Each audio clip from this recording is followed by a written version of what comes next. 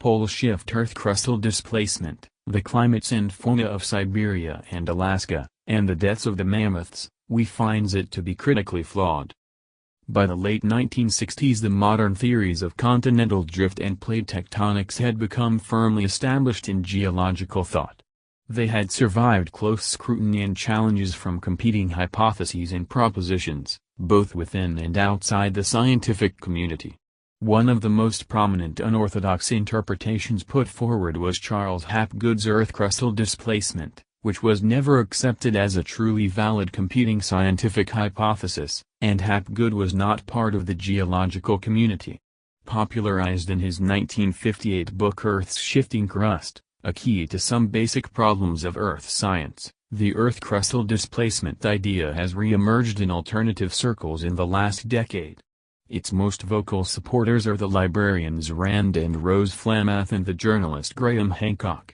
Hancock based a large portion of his book Fingerprints of the Gods, 1995, revised 2001, on Hapgood's evidence for catastrophe at the end of the last glacial maximum, 12,000 BP, before present.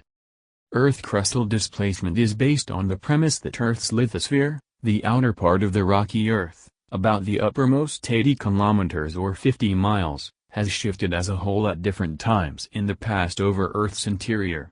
Hancock, 1995, 11, went so far as to claim no geologist has succeeded in proving it incorrect. Results from pollen analyses have revealed patterns of climate change that are at odds with the inherent predictions of the Earth crustal displacement model. Studies have shown that the polar regions have either contracted or expanded toward the equator, but have never shifted their positions as required by Earth crustal displacement. The CliMap project, 1981, reconstructed climatic zones during the last glacial maximum and the results obtained shows the North and South Poles, and the equator, in the same position as today. Paleontological data, summarized by Thede et al.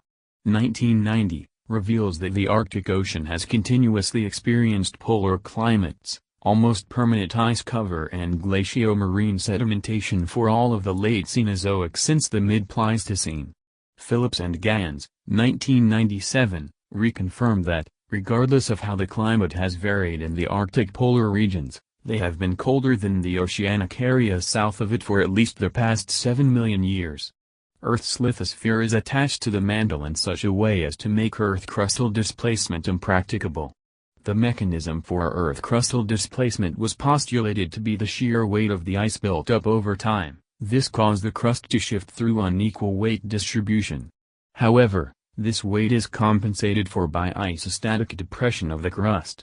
Finally, there is no paleomagnetic evidence for Earth crustal displacement having occurred. In Fingerprints of the Gods, Hancock hypothesizes that the demise of the mammoths and other megafauna was caused by a catastrophic cataclysm brought on through an Earth crustal displacement.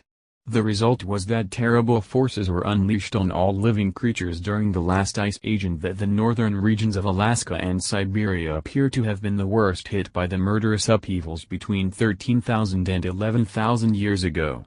In a great swathe of death around the edge of the Arctic Circle the remains of uncountable numbers of large animals have been found including many carcasses with the flesh still intact, and astonishing quantities of perfectly preserved mammoth tusks. Hancock 1995, 212, 213. Hancock makes a case for Siberia having experienced a warm climate before 11,000 BP and contrasts it with the conditions seen there today. As evidence, Hancock focuses on stomach contents. The mammoth died suddenly, in intense cold, and in great numbers. Death comes so quickly that the swallowed vegetation is yet undigested. Grasses, bluebells, buttercups, tender sedges, and wild beans have been found, yet identifiable and undeteriorated, in their mouths and stomachs. Hancock 1995, 215-16. The source for the quote by Hancock is a 1960 newspaper article by Ivan Sanderson.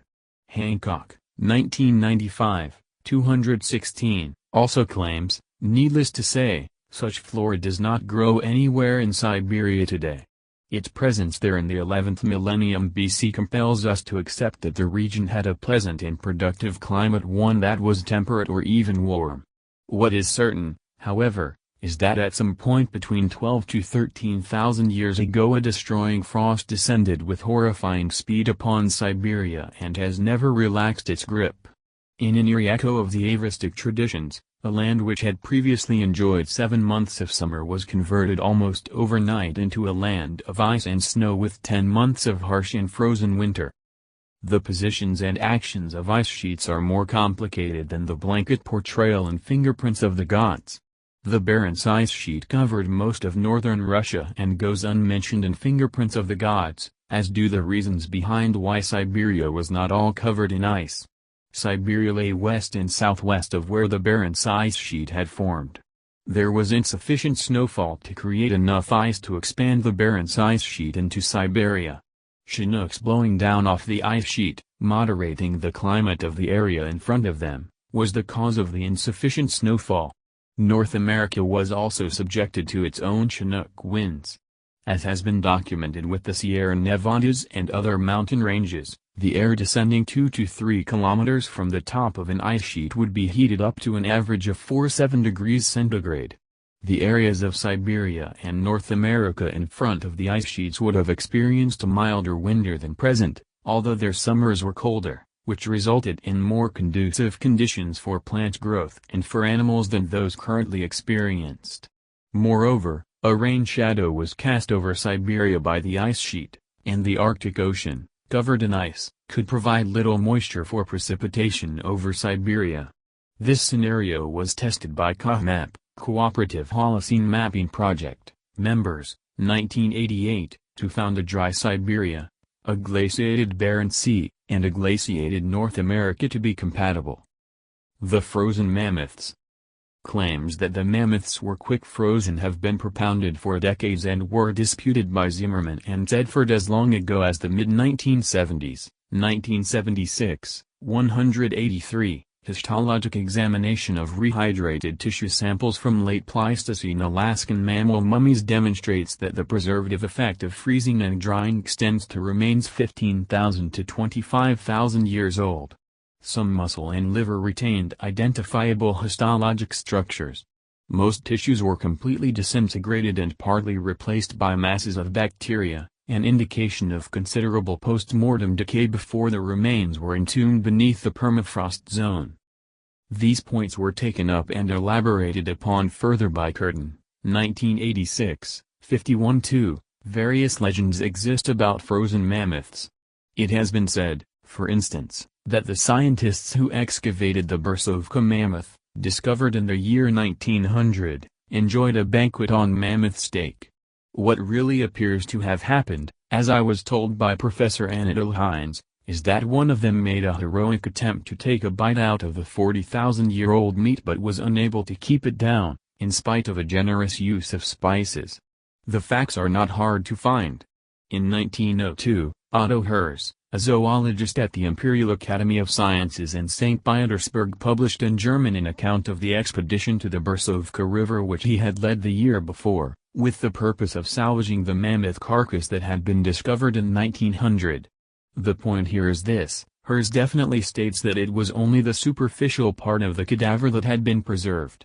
The internal organs had rotted away before the animal had become frozen. Blue Babe, a mammoth that perished 36,000 BP, was discovered with its chest cavity torn open by predators, which allowed its body to be quick frozen. If it had been catastrophically frozen, it would have been too hard to tear open and be feasted upon. Second, its predators should have been quick frozen by the same catastrophe that overcame their feast. The size of the mammoths was an adaptive advantage to the cold environment in which they lived, and not to the warm environment postulated by Hancock. Low surface-to-body ratios helped to reduce passive heat lost through the skin. They had small ears and trunks by comparison with their African elephant cousins, who use their large ears and trunks to dissipate the heat. The mammoth's body was cold-adapted in other ways. They had a 10 cm thick undercoat, 50 cm long body hairs and a 10 cm layer of white insulative fat under the skin. The woolly rhinoceros, Coelodonta antiquitatis, also had a shaggy coat and a layer of extra fat underneath its skin. Mummified remains of these rhinos have also been found in the permafrost. permafrost plants. The plants and pollen found within the mammoths, together with the remains in the surrounding sediments, consist entirely of plant varieties adapted to cold climates. The plant remains found in the guts of the mammoth and other mummified animals from Siberia have been analyzed and summarized in detail by Ukraintseva, 1993. Further work on the climate of Siberia by Russian paleontologists, paleobotanists, and geologists has also been summarized in Ukraintseva, 1993. Siberia was not dominated by tundra when the mammoths lived. As Ukraintseva, 240, points out, integrated investigations threw light on environments of the concrete specimens of fossil animals discussed here and the mammoth fauna as a whole. Most of the mammals died in warm periods during the last 53,000 to 10,000 years when the vast territory of Siberia was covered by various forests, paludal communities and bogs, whereas communities of azonal character, meadows, steppe meadows, and others, which served as pastures to the mammals sharply reduced in area. Ukraintseva also says, cold, glacial, epochs were dominated by open, treeless landscapes such as Arctic meadows, various tundras, periglacial steppes. Remains of fossil trees, dated by C14 analysis, suggest that woody plants did not disappear completely during short cold phases of the last Pleistocene and Holocene. They remained as small forests and separate trees in the river valleys and serves as peculiar advanced posts for forest advance northwards at warm periods. The Arctic meadows, tundras, and steppes contained the herbaceous plants, leaves, and sprigs of shrubs and low shrubs needed for the mammoth to feed on and survive in glacial Siberia. The mammoths also had complex molars that were ideally suited for its macrograzing habitats.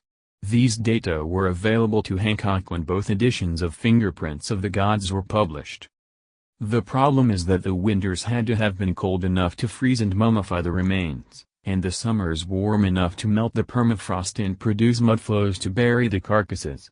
If the summers were too cold, then mudflows wouldn't have occurred and the carcasses be buried and preserved. If the winters were too warm, the carcasses would have been decayed or been devoured fully by predators before being preserved. The remains of Pleistocene mammals in Alaska and Siberia have been discovered in permafrost, which resulted in the body tissue being preserved through desiccation-induced mummification. The end of the last glacial maximum was a continuation of cyclical events occurring over hundreds of millions of years, which has its origins in slow cyclical changes in the tilt of Earth and Earth's eccentric orbit around the Sun. Although the latter is mentioned in Chapter 28 of Fingerprints of the Gods, entitled Machinery of Heaven, its implications are not discussed. These two Milankovitch factors combine to vary the amount of solar radiation different areas of Earth receive at different times in accordance with orbital forcing. Current cycles last 100,000 years and are affected also by ocean currents and the rise and fall of mountain ranges.